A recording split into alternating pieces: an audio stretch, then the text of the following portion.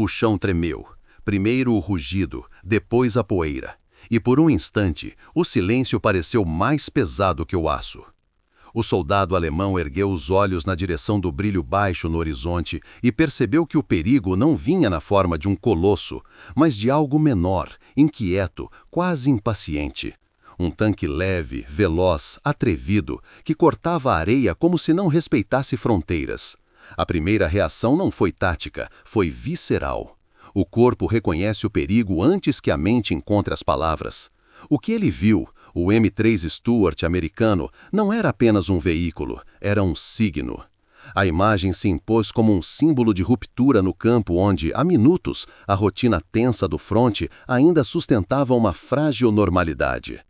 Carl Jung diria que símbolos emergem quando a consciência é forçada a encarar o desconhecido. E poucas coisas desestabilizam mais que um motor que se aproxima rápido demais, prometendo uma ferida no tecido das certezas. No deserto do norte da África, entre 1941 e 1942, a poeira guardava segredos que só os olhos treinados decifravam. Pequenos, diziam alguns, leves, repetiam outros. Mas a psique não responde ao peso na balança, ela reage à repetição, à surpresa e ao som. O M3 Stuart chegava cedo, sumia, voltava por um flanco improvável, e esse padrão mordiscante operava como a água que fura a pedra, não pela força de um único golpe, mas pela insistência.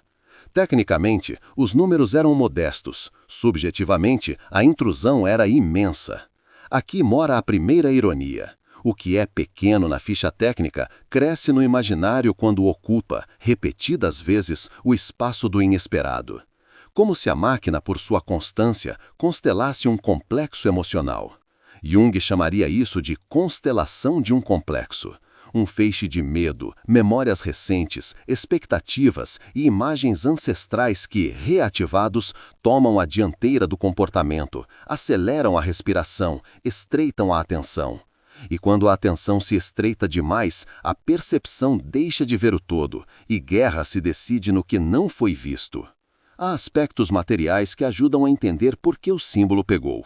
O Stuart não era um peso pesado, mas era rápido e confiável, com canhão de 37 mm e velocidade máxima registrada em torno de 36 milhas por hora, algo perto de 58 km por hora. Uma cifra que, no terreno certo, soava como ameaça não pelo calibre, mas pela mobilidade. Sua presença não anunciava um duelo de titãs, anunciava um corte de ritmo, uma quebra na cadência do dia, a possibilidade de um flanco aberto onde, minutos antes, havia apenas areia e vento. A psique gosta de padrões, a guerra não. E quando o padrão se rompe, o corpo entende antes da mente. Músculos enrijecem, a voz fica seca, o olhar procura cobertura. A máquina avançando, por si, já era um argumento, e sua repetição, uma tese. O sentido profundo, um lembrete de que o inimigo respira, calcula, tenta e chega.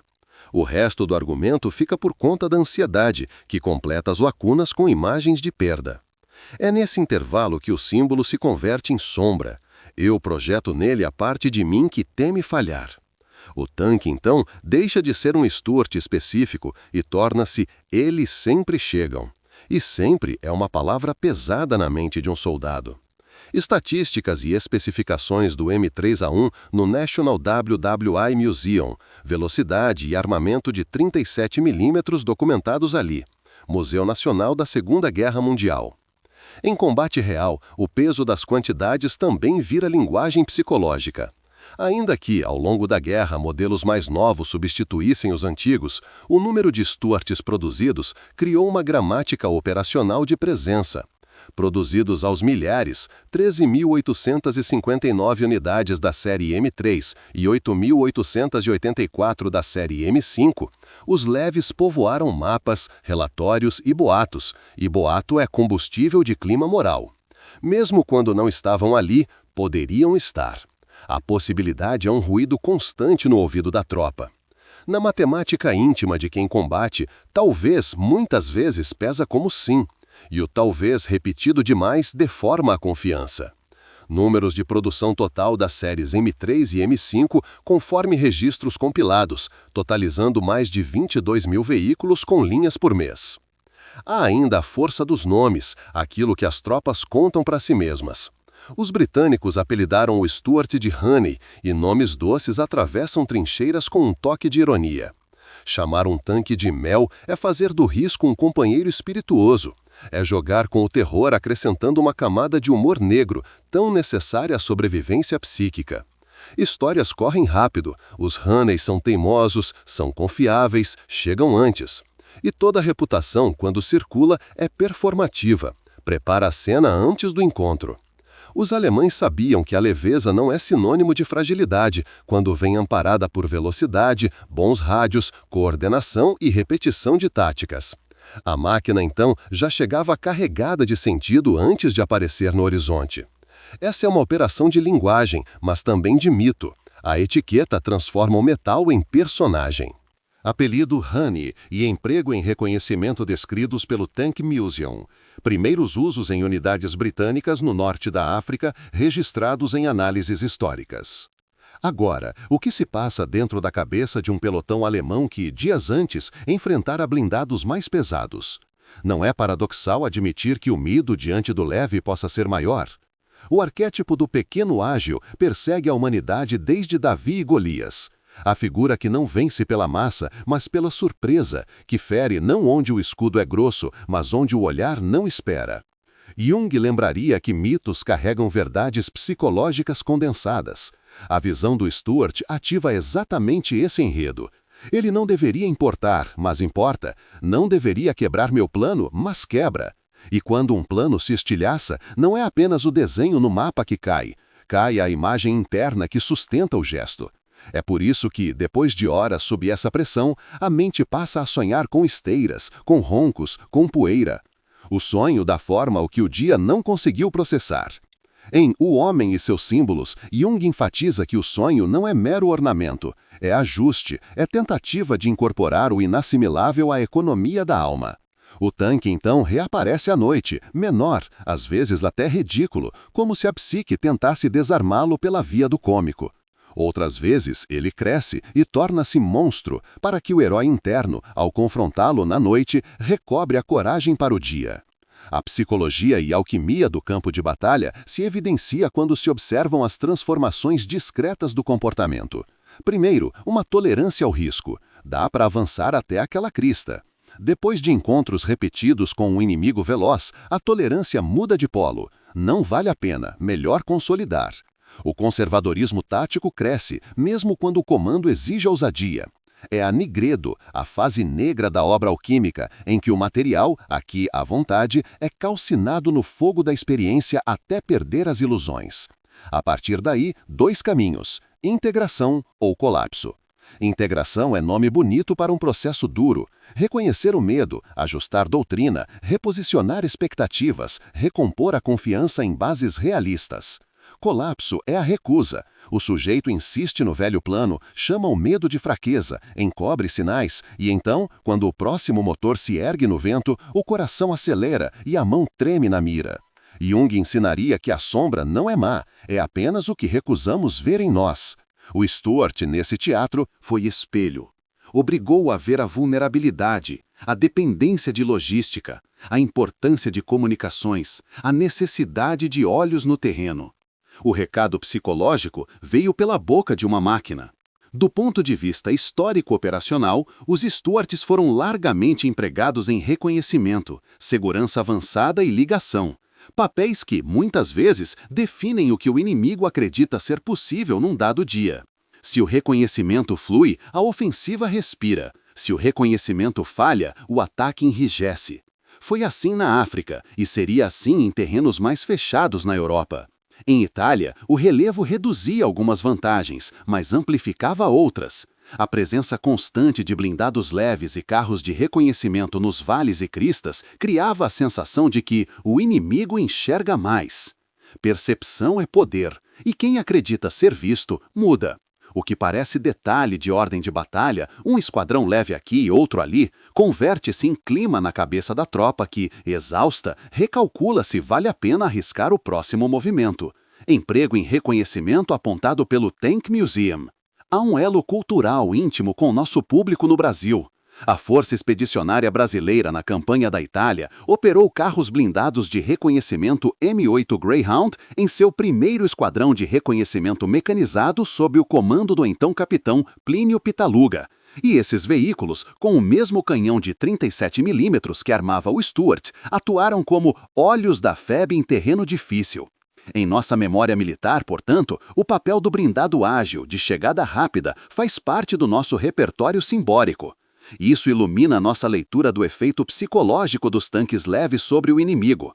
Sabemos, por experiência própria, que velocidade, iniciativa e repetição modelam o moral adversário tanto quanto o calibre. E é revelador notar como essa combinação entre mobilidade e presença contígua cria uma aura no campo, uma presença que precede o próprio encontro. FEB e o primeiro esquadrão de reconhecimento mecanizado com 13 M8 Greyhound sob Pitaluga. Uso do M8 pela FEB na Itália detalhado em fontes brasileiras e listas de operadores. Voltemos à psique alemã diante do Stuart que avança. O sargento que aprende a recitar números, distância, tempo de exposição, cadência do canhão, começa a desconfiar do próprio relógio interno quando a máquina inimiga aparece fora de hora. A suspeita adoece a confiança. Não há remédio mais eficiente contra isso do que uma doutrina que reconheça a realidade da surpresa. Aceitar que a onisciência é fantasia e que a guerra, na prática, é uma arte de correções rápidas. A individuação, conceito central em Jung, poderia ser vista aqui como a maturidade do guerreiro, que, sem negar o medo, o integra à postura. Isso se traduz em disciplina, revezamentos mais curtos para evitar a hipervigilância crônica, antenas mais atentas ao ruído do motor, patrulhas que pensam o terreno como uma psique, com zonas claras e sombras onde o inimigo, igual à sombra junguiana, gosta de morar. Quando o pelotão internaliza essa visão, o Stuart perde o mar de fantasma e volta a ser o que é, um adversário difícil, mas conhecido. E quando isso não acontece? Quando a máquina permanece maior que a mente. Aí, o tanque vira pesadelo de dia. Toda poeira é ameaça. Todo ronco de caminhão vira motor inimigo. Toda sombra na encosta parece o casco baixo que se aproxima. O atirador atira cedo demais, o comandante hesita tarde demais, e a estatística da unidade muda. A moral, esse campo simbólico coletivo, despenca. Se um grupo acredita que não consegue ver, ou pior, que o inimigo sempre vê primeiro, a iniciativa se vai. O efeito prático disso é simples: posições abandonadas cedo demais, contra-ataques que não se formam, mensagens que se perdem no medo. O mito venceu a matéria. É por isso que a guerra não se ganha apenas com blindagem, ganha-se com interpretação do símbolo. Quem entende o que o outro teme, aprende onde tocar. Eis o ponto. A máquina é um espelho. O Stuart jogou na cara dos alemães uma verdade desconfortável, a de que velocidade, comunicação e presença repetida podem triturar o ânimo de quem espera que só o peso decida. Ao mesmo tempo, obrigou os próprios americanos e britânicos a reverem o limite do leve, a aceitarem que, para além do duelo frontal, havia um teatro psicológico onde o tanque não precisava destruir para vencer, bastava aparecer no lugar certo na hora errada. Para os brasileiros que olham essa história, há um reconhecimento quase íntimo. Sabemos o que é depender dos olhos rápidos em terreno hostil e como esses olhos, quando aparecem de novo e de novo, mudam a coragem do outro lado. Esta é a natureza do símbolo vivo. Ele atravessa fronteiras, muda de uniforme, mas continua surtindo efeito. Quando o soldado alemão daquele primeiro parágrafo finalmente respirou, já não havia poeira, havia um rastro de sensação. O barulho ficara no ouvido. A vegetação, quando havia, se mexia por nada, mas o corpo jurava que era esteira. Ele não sabia, mas uma parte de si tinha aprendido uma nova gramática daquele fronte. Aprender aqui leve não é sinônimo de inofensivo. Que aparecer é uma forma de ferir, e que, por mais que a aritmética prefira o peso, a psique, em campo, se curva à presença. O resto da história, doutrina, contramedidas, disciplina, virá depois. Por ora, a imagem ficou. E é com essa imagem, essa verdade de carne e símbolo, que seguiremos para as cenas seguintes. Como Stuart, mais do que a soma de aço e óleo, tornou-se uma figura que mexe no moral, reorganiza mapas mentais e ensina, para quem quiser aprender, que a sombra não se vence fugindo dela, mas reconhecendo-a no espelho de metal que avança. O pelotão avançava com cautela pelos restos de um palmeiral abandonado quando a rádio crepitou com 3 palavras secas que ninguém esquece: contato à frente. O operador repetiu num sussurro reflexo, como quem tenta controlar o tempo com a voz. Havia um vale estreito, talhado por enxurradas antigas, e do outro lado, o brilho breve que só metal polido devolve. O comandante alemão levantou o binóculo, não para confirmar o óbvio, mas para ganhar alguns segundos sobre o medo que invariavelmente precede um encontro. Um casco baixo, deslocando-se quase em diagonal, surgiu e desapareceu, e ao reaparecer já estava alguns graus além do esperado. O pelotão conhecia a coreografia. Não era o peso que vinha, era a velocidade. O primeiro Stuart passou como se desenhasse uma vírgula na areia, e a gramática daquele dia mudou. 1 tiro, 2, 3. Não eram fogos de artifício, eram pontos de pressão. A mente, acostumada a construir narrativas lineares, estilhaçou sua sequência. Agora o enredo vinha em flashes, sons, poeira, lacunas. Para um cabo sobrevivente daquela manhã, a lembrança mais insistente não foi a do impacto, mas a do motor oscilando entre o grave e o agudo, como se afinasse o próprio medo. Ele jurava, anos depois, que o tempo encurtou. Jung diria que, sob ameaça, a consciência se estreita e faz uma seleção brutal de estímulos. O resto se torna fundo indistinto. Foi assim que um galho arranhando um capacete, mais tarde, reacendeu nele o som do tanque. Porque a psique cola experiências por semelhança, não por lógica. A primeira lição ali não foi tática, foi íntima. O perigo que aparece rápido ensina o corpo a prever demais. E quem prevê demais, erra. Para continuar, aquele pelotão precisaria reaprender a ver, não só olhar. Cronologicamente, a linguagem do Stuart se consolidou em 3 atos repetidos: aproximação pela periferia do campo de visão, teste de reação com fogo breve e retirada para a posição de cobertura coordenada. Não parecia uma ópera, mas tinha pauta e ritmo.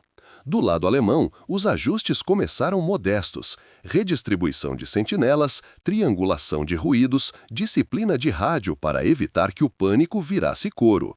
O contrarritmo era simples no papel: alargar o arco de vigilância, escalonar fogo antitanque e obrigar o leve a tornar-se previsível.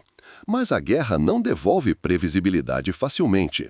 Na prática, toda lacuna aberta, um desnível de terreno, um alinhamento mal medido, a confiança depositada em uma crista, eram um convite para o inimigo testar sua hipótese de ousadia. E a ousadia, quando repete, vira identidade.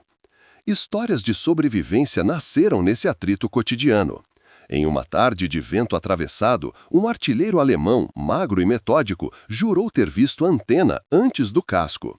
Mirou onde ninguém teria apontado e conseguiu parar um avanço que, visto depois no mapa, parecia inevitável.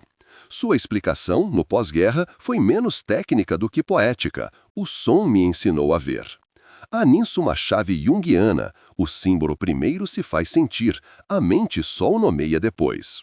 Aqueles homens começaram a identificar o Stuart não pelo perfil de catálogo, mas por um conjunto sinestésico de sinais: poeira mais rala que a dos pesados, uma cadência curta entre tiros, um zigue-zague que não era indecisão, mas método.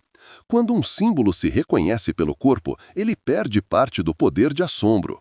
Mas é preciso atravessar noites de pesadelos até que essa familiaridade se instale. O preço são relatos de vigílias tortas, em que cada estalo da madeira parece o recomeço de um ataque. Detalhes técnicos também moldaram percepções. A comunicação dos tanques leves inimigos, eficiente, redundante, incansável, permitia que um único contato virasse manobra com rapidez. Se um escapa por um flanco e chama 2, o rumor se transforma em presença. Do lado alemão, a lição ficou cristalina: Sem comunicação limpa, a coragem vira ruído. E ruído alimenta a sombra. Jung nos alerta em O Homem e seus Símbolos que aquilo que não integramos retorna como destino. Ali, o destino se manifestava como a sensação de estar sempre um pouco atrasado. A doutrina começou a recomendar pausas curtas e regulares para recalibrar a leitura do terreno, como quem reensina a mente a habitar o presente. Essa pausa não era uma fuga, era um ritual de individuação em miniatura. Desfazer a fusão entre ansiedade e ação para que a ação volte a ter escolha. O desenrolar cronológico seguiu com mudanças de escala. Primeiro, pequenos duelos de paciência, em que quem errava a leitura de um vale perdia não só posição, mas confiança. Depois, embates mais complexos, nos quais a presença contínua dos leves exigia dos alemães um pragmatismo que suprimia bravatas. O comandante, que gostava de fechar a conta com um gesto teatral, passou a aprender o valor de múltiplas correções modestas. Não havia glória em recuar 50 metros para um ângulo melhor, mas havia sobrevivência. E sobrevivência, naquela fase, valia mais do que estética. Um sargento veterano resumiu: gostávamos do som do próprio plano. Eles nos obrigaram a escutar o terreno. Anedotas atravessam essa cronologia como faróis. Em uma aldeia entre oliveiras tortas, um civil italiano disse que sabia quando os pequenos rápidos haviam passado, não só pelos rastros, mas porque o cheiro de combustível parecia mais fresco, como se tivesse pressa. Pode soar trivial, mas não é. Os sentidos da população local compunham o mapa afetivo da frente. Informação assim, colhida no improviso, corrigia mapas. Em outra ocasião, um destacamento alemão de reconhecimento quase abriu fogo contra sombras na névoa matinal que depois se revelaram postes quebrados. A noite anterior fora longa, com a sucessão de aparições e retiradas que o Stuart operava bem. Cansaço produz miragens, e miragens produzem decisões ruins. A psique cansada preenche lacunas com medo. Jung não romantiza a sombra, ele a convoca para o diálogo. A disciplina de combate, quando madura, faz o mesmo. Enquanto os dias se alinhavam, uma evolução silenciosa ocorreu no vocabulário emocional dos relatórios. Termos absolutos, sempre, nunca, deram lugar a descrições probabilísticas. Isso não é mero estilo, é saúde mental. Ao nomear a incerteza sem hipérbole, o comando devolve à tropa uma margem de manobra. A sombra, assim, perde terreno, porque deixa de ser um fantasma onipresente para se tornar um risco mensurável. É curioso como essa mudança ocorre em paralelo à prática de rotacionar postos de observação, compartilhar memórias imediatas após cada contato e registrar, quase como um diário, o que funcionou e o que não. O diário de combate, quando honesto, é um laboratório de individuação. O ego admite falhas, integra aprendizados e devolve à equipe uma narrativa que sustenta a ação. Em termos de técnica, a presença dos leves inimigos obrigou a uma dança nova com a geografia. Valias irracionais, aquele monte sempre foi nosso, foram substituídas por leitura clínica. Qual crista devolve maior campo de visão? Qual sombra favorece aproximação? Em que horas o som se propaga de modo enganoso? O inimigo parecia saber disso há mais tempo, usar o terreno como aliado, não como troféu. Essa equivalência mental custou suor e perdas, mas, quando chegou, diminuiu o poder de choque do primeiro ruído de motor. E, paradoxalmente, foi quando o pelotão alemão mais respeitou o adversário que recuperou a própria iniciativa. O respeito, longe de paralisar, organizou prioridades: manter as comunicações, treinar reações curtas, praticar tiros de oportunidade em alvos móveis, aceitar que recuar um pouco, às vezes, adianta o decisivo. No plano psicológico, a evolução foi de uma defensividade ansiosa para uma vigilância ativa. A diferença é fina, mas funda. A defensividade ansiosa vê ameaças em tudo e se desgasta.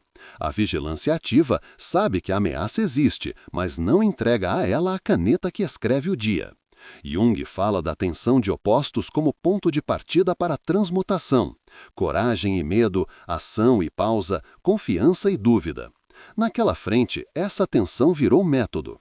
O atirador que tremia diante da lembrança das esteiras encontrou um ritmo de respiração que, repetido, se tornou ritual, e o ritual virou âncora. A mente precisa de âncoras quando o chão treme. A certa altura, o pelotão mudou a forma de contar seu tempo. Deixaram de medir apenas em horas e passaram a medir em ciclos de som e poeira. Pode parecer superstição, mas é adaptação. O calendário íntimo da tropa ajustou-se ao modo como o inimigo se fazia presente. Ao aceitar a gramática do outro, cada um recuperou sua sintaxe. E isso se refletiu nos resultados: menos tiros precipitados, menos corridas sem direção, mais uso do relevo como linguagem, mais silêncios úteis. Se a individuação é tornar-se quem se é, ali ela significou deixar de brigar com o fato de que o adversário era rápido e passar a agir como quem sabe disso e ainda assim escolhe. No meio dessa transformação, um lembrete humano. É o humor que muitas vezes segura as bordas da sanidade. Surgiram apelidos internos, Imitações do som do motor feitas no improviso de uma pausa, piadas que só quem estava lá entenderia. Longe de infantilizar, isso aliviava a pressão e humanizava a cena. A Sombra não gosta de risos, ela prefere o silêncio tenso. Rir é abrir uma janela no quarto escuro. Foi numa dessas pausas que um soldado resumiu apontando o ouvido. Aprendi a olhar por aqui. E todos entenderam. Se você chegou até aqui, é porque esse mergulho na psique da guerra diz algo para além do campo de batalha. Se inscreva no canal para não perder os próximos vídeos e comente o que essa história acende em você. A conversa que precisamos ter não é sobre tanques, é sobre como atravessamos o medo sem perder quem somos. Quando a unidade enfim consolidou esse novo corpo mental, algo mudou na experiência subjetiva do contato. O primeiro rugido já não arrancava a alma do lugar. A poeira que subia, antes prenúncio de caos, agora era um dado entre outros. O operador de rádio, menos refém de palavras grandes, passou a escolher adjetivos mínimos, porque nada atrapalha mais do que o exagero quando o que se quer é clareza.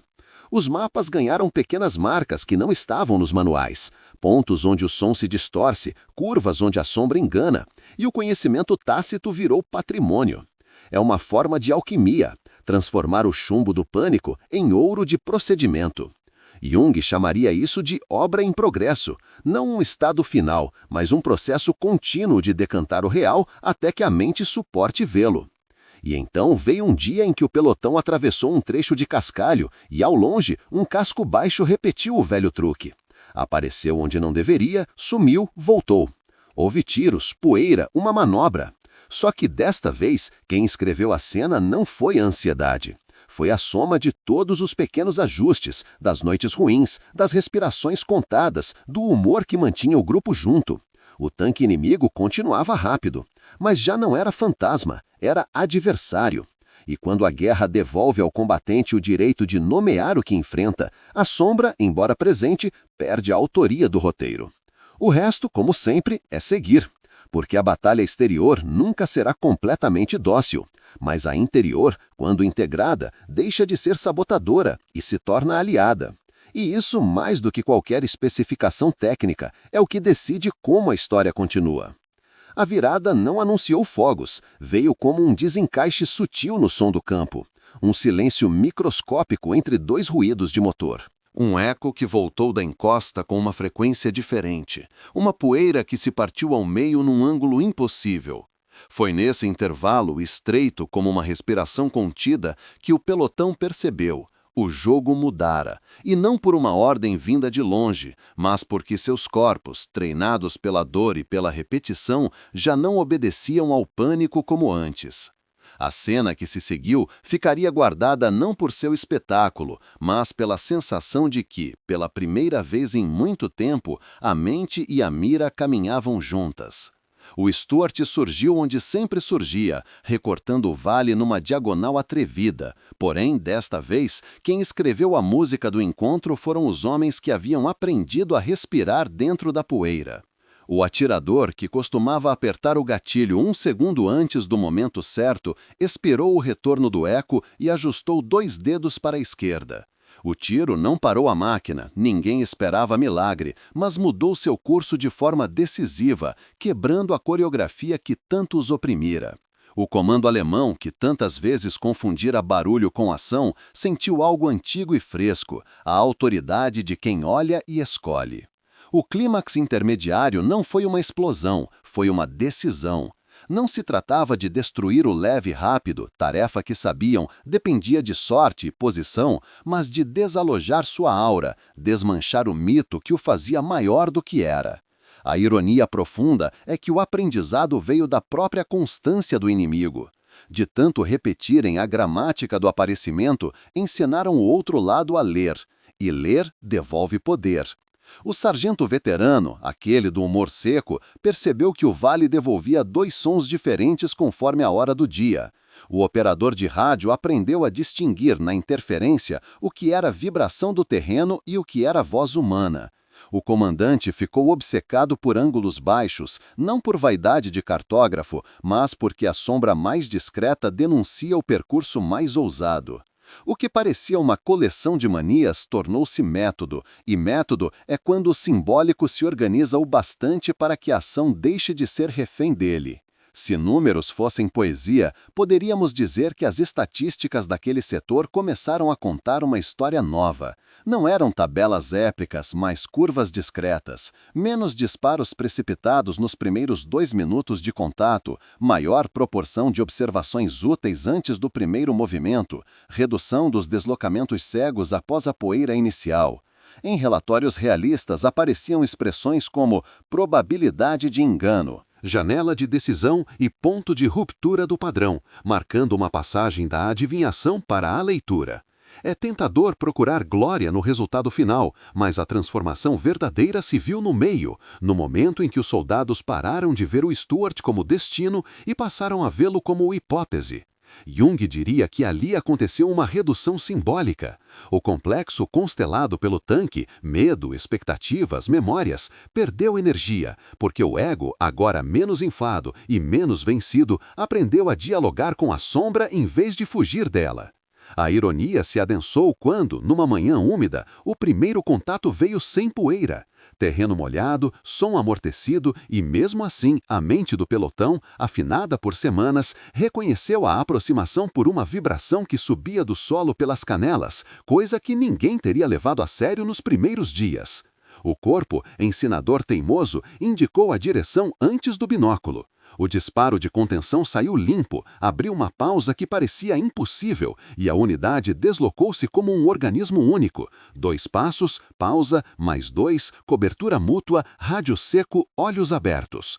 O leve rápido não desapareceu, o inimigo também aprende, mas a cena se corrigiu em favor de quem, finalmente, se aceitava humano e atento. Ali, o pequeno ágil encontrou seu espelho, o pequeno atento. A potência, enfim, parecia haver mudado de lugar. No centro desse arco, histórias de superação ganharam textura e densidade. O atirador que tremia nas madrugadas encontrou um compasso de respiração que lhe devolvia milímetros de mira. O cabo que se culpava por cada sombra mal lida aprendeu a anotar seus erros como quem faz inventário, e o inventário virou programa de treino. O jovem substituto recém-chegado ouviu mais do que falou nas primeiras 2 semanas, e os veteranos, em vez de zombarem, criaram o hábito de contar a ele não as façanhas, mas os equívocos. O orgulho, antes inflamável, se curvou ao real. E real é um mestre que cobra caro. Cada lição vinha com o preço da noite mal dormida, do susto que arranca meio segundo da vida, da carta mental escrita para uma família distante. A vitória desse tipo não tem bandeira, tem silêncio que respira fundo quando finalmente a tarde cai sem gritos. Foi também quando o arquétipo do trickster, o trapaceiro dos mitos, apareceu ao lado do guerreiro na leitura junguiana da frente junguiana. O Stuart, na simbologia do grupo, representava esse trickster, não o vilão invencível, mas o adversário astuto que desmonta a confiança pela surpresa e pelo ritmo quebrado. Integrar o trickster não significa imitá-lo cegamente. Significa aceitar que a realidade traz dobras, que a linha reta é tentação e perigo. O guerreiro integrado, então, aprende a dançar com a incerteza.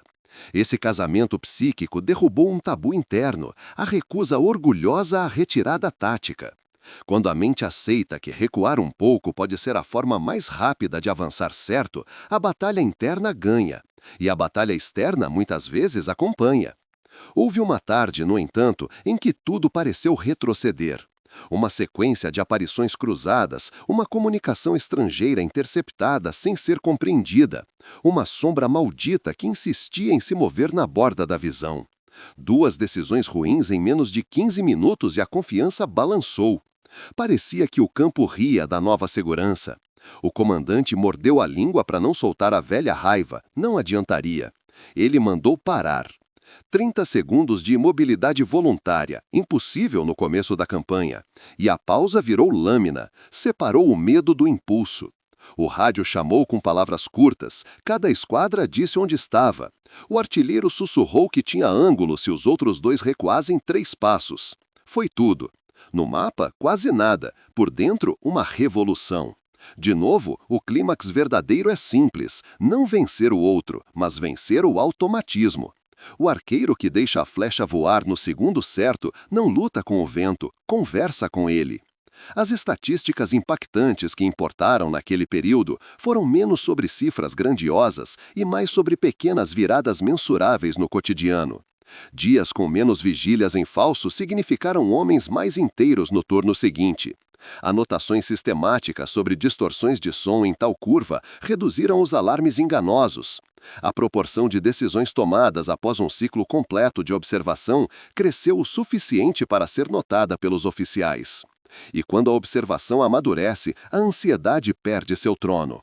Não se trata de negar o medo, ninguém com juízo vive sem ele, mas de colar o medo ao real, como quem cola uma etiqueta no frasco certo. Uma vez nomeado, ele faz menos barulho. Jung insistiria: aquilo que negamos nos domina, aquilo que olhamos ganha contorno e nos devolve escolha. No coração desse processo, a sombra deixou de ser apenas o tanque inimigo projetado no horizonte e passou a incluir a dureza que cada homem carregava contra si mesmo. O perfeccionista inflexível que se punia por cada erro percebeu que sua nobre exigência era, na verdade, uma recusa de integrar a própria vulnerabilidade. O impetuoso que vivia de arrancadas entendeu que sua coragem era, às vezes, medo disfarçado de gesto grande. O silencioso crônico, que não partilhava percepções por receio de errar, descobriu que seu silêncio alimentava a ignorância coletiva. Quando esses traços foram nomeados, algo se moveu na economia afetiva do grupo. O tanque lá fora continuava a existir, mas a guerra que importava, a interior, começou a ser travada com menos sabotagem. Há um instante, numa noite fria, em que o cabo mais novo, exausto, perguntou ao veterano: quando isso acaba? Não havia resposta honesta que não soasse cruel. O veterano soprou o ar, olhou o escuro e devolveu: acaba quando você consegue voltar para dentro de si sem se perder. Não era filosofia de trincheira, era sobrevivência. Em psicologia e alquimia, a passagem da nigredo, a fase negra, para o albedo, a clareira, não é um salto, é um clarear progressivo. A primeira luz não espanta todas as sombras, mas permite ver a própria mão. E ver a própria mão ali significava reconhecer o que era escolha e o que era eco. Com esse reconhecimento, o pelotão atravessou a zona de maior risco com uma espécie de sobriedade quente, mistura rara de firmeza e compaixão.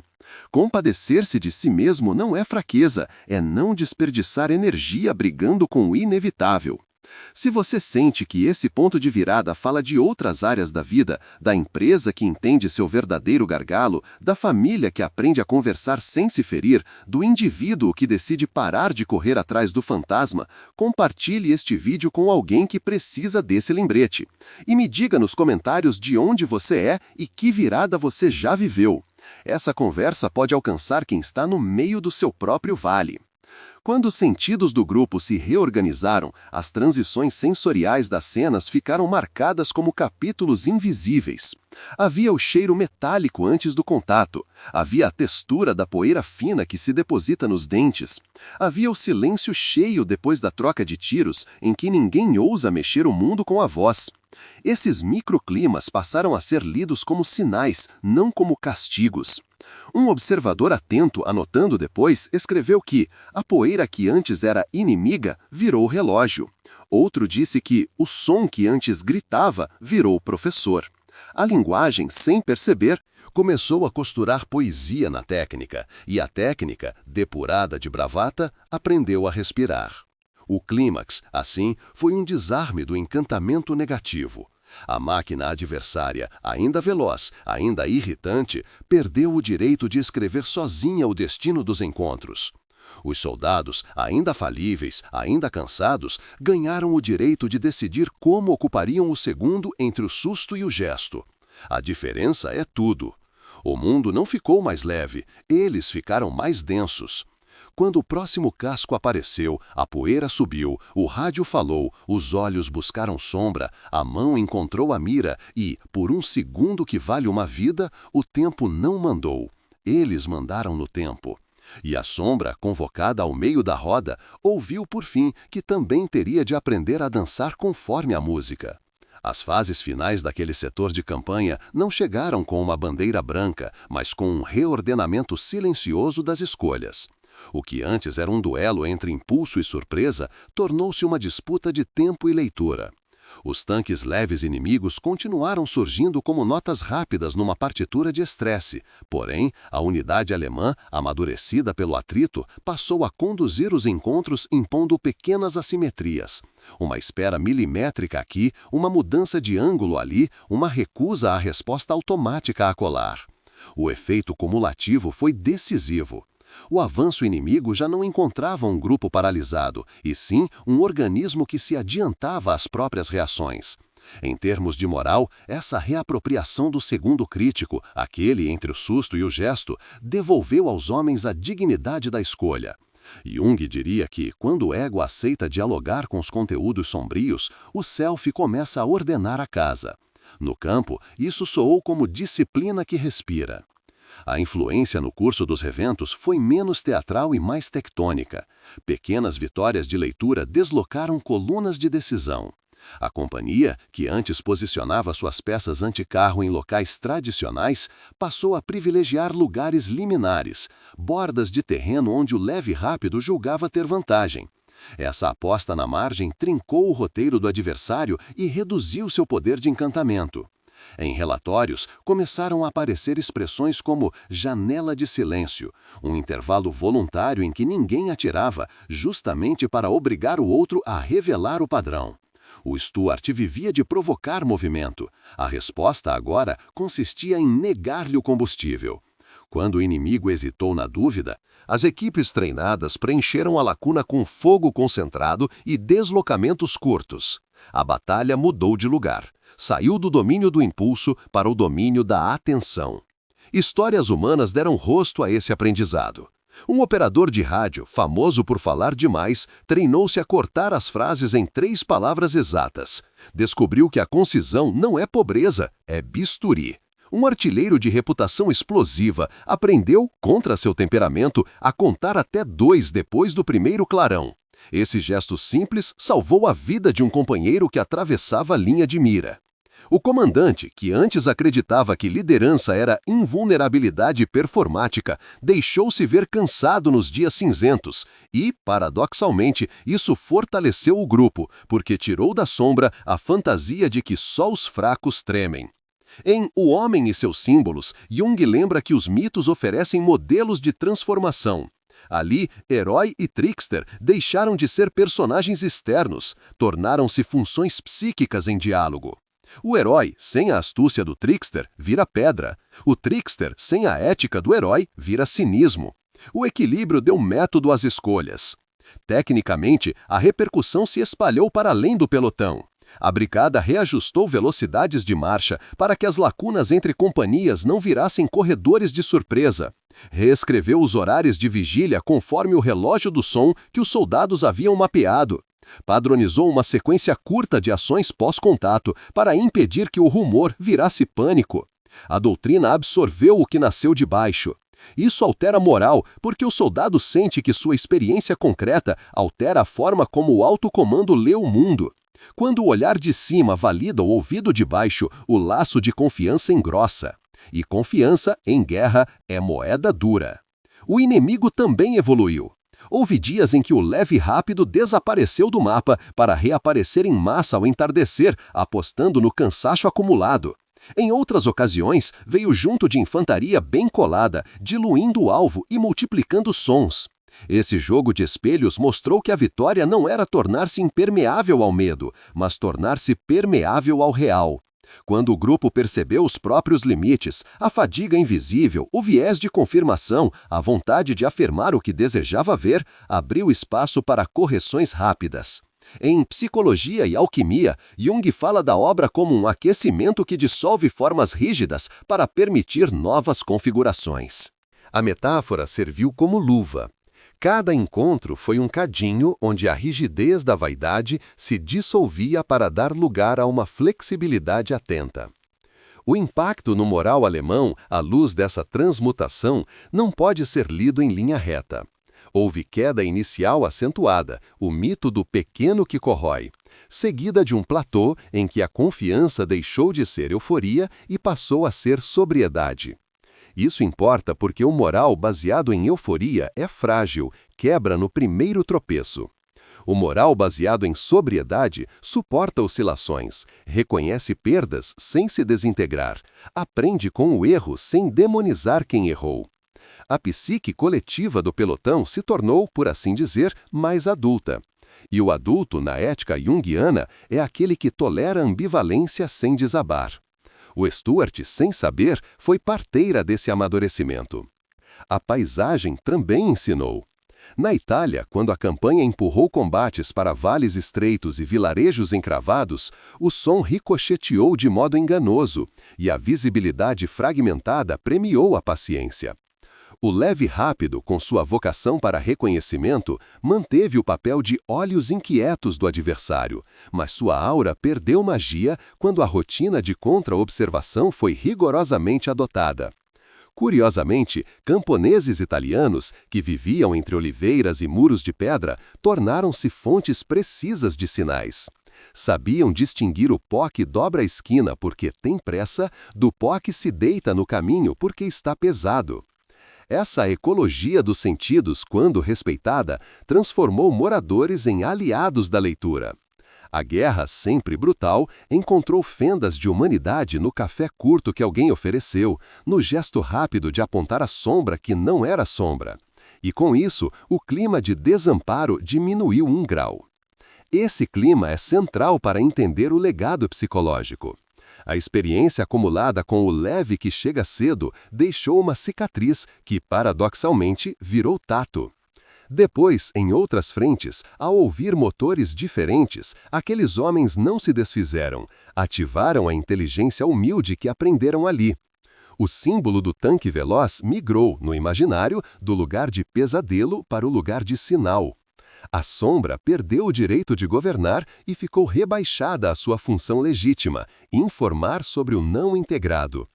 Quando isso acontece numa equipe, a curva de aprendizado dispara. O puxão de orelha do real vira hábito saudável de revisão.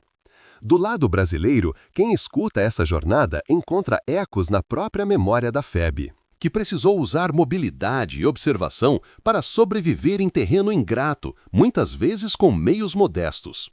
Essa correspondência simbólica fortalece o vínculo de quem assiste. Reconhecemos que, além de aço e pólvora, há escuta e interpretação. Não é à toa que, nos museus e nos livros, as máquinas sobrevivem como peças. Mas, nas conversas de família, o que perdura são as histórias de quando alguém decidiu esperar 2 segundos a mais, ou rir no meio da exaustão, ou admitir um erro a tempo de salvar outro. Esse é o legado íntimo que não cabe em placa de bronze. Em termos junguianos, o que se viu foi a travessia de uma persona militar, rígida, ansiosa por perfeição, para um ego que aprende a servir ao self, integrando medo, limite e coragem como ingredientes legítimos. O arquétipo do velho sábio apareceu não na figura de um general distante, mas no manual vivo escrito à mão por homens que anotaram distorções de som, ângulos de luz, horas de maior engano. A sabedoria ali foi o contrário de grandiloquência, foi humildade metódica. E humildade, quando se torna cultura, ampara a moral de um modo que nenhum discurso consegue. Se esse mergulho te ajuda a olhar seus próprios tanques velozes, aquelas pressões repetidas que encostam na sua rotina, compartilhe com alguém que possa se beneficiar e comente como você tem lidado com elas. Se inscreva no canal para não perder a conclusão desta série, onde vamos fechar os ciclos e extrair as lições que ficam para além do campo de batalha. A influência final no curso dos eventos não está apenas no que o inimigo deixou de fazer, mas no que o grupo aprendeu a não fazer consigo mesmo.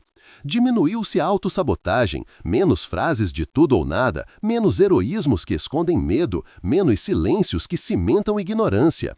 A energia poupada voltou ao essencial: observar, comunicar, reposicionar. O tanque leve, ainda rápido, ainda insistente, continuou a existir, mas, sem o efeito de feitiço, ele entrou no cálculo, não no pesadelo. E é nessa migração, do mito paralisante para o fato integrado, que se define o legado psicológico de quem atravessou aquela campanha. As últimas páginas que se escreverão no próximo ato recolherão as estatísticas totais, ergueram um espelho entre indústria e carne e deixarão uma fase final como prego na madeira. Não para exaltar a máquina, mas para lembrar que, diante dela, o humano cresce quando aprende a ver e a escolher. O desfecho não veio como uma vitória limpa, mas como uma sedimentação. Depois de tantos encontros, o campo parecia guardar, em silêncio, uma gramática nova. O som que antes feria passou a informar. A poeira que cegava virou relógio. O medo, que crispava dedos e encolhia pulmões, aprendeu a se sentar ao lado, sem mandar.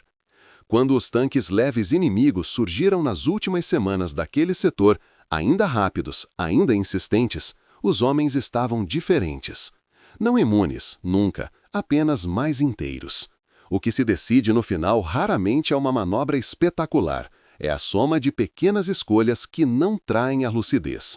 E lucidez ali era não esquecer o que o corpo aprendera, esperar um segundo quando o ruído pede pressa, mover 2 passos quando o orgulho pede estátua, falar 3 palavras quando a ansiedade quer discursos. No cálculo frio da indústria de guerra, o M3 Stuart e seus sucessores foram números, peças, cadências de linha de montagem. Produzidos aos milhares, mais de 22.000 unidades somadas das famílias M3 e M5 percorreram mapas com canhões de 37 mm e velocidade que, em terreno favorável, se aproximava dos 60 km por hora. Não eram gigantes, eram ubiquidade. Na engenharia, o legado foi de mobilidade e comunicação, rádios confiáveis, peças intercambiáveis, manutenção que se faz na beira da estrada. Essas palavras parecem cinzas, mas queimam quando entram no cotidiano de uma tropa, porque traduzem presença. Para quem estava do outro lado, o impacto industrial chegou como clima psicológico. A ideia de que o inimigo não é o mais pesado, é o mais presente. E presença, repetida, é uma espécie de martelo que não descansa. Do ponto de vista humano, o fechamento passou por rituais discretos. O atirador que colecionava insônias aprendeu a dormir em blocos curtos, protegendo a mente como quem protege munição. O comandante, que achava que liderança era nunca tremer, descobriu que dizer "hoje eu também temi" abria espaço para que outros respirassem. O operador de rádio, agora parcimonioso, se tornou espécie de metrônomo moral do grupo. Quando sua voz vinha limpa, todos lembravam que ainda havia música possível na poeira. Essas mudanças não viram medalhas, mas sustentam o que o mapa não mostra, a continuidade da alma quando tudo canta ao contrário. As estatísticas finais, as que cabem no papel, contam parte da história. O leve rápido foi decisivo como olhos e ponte móvel.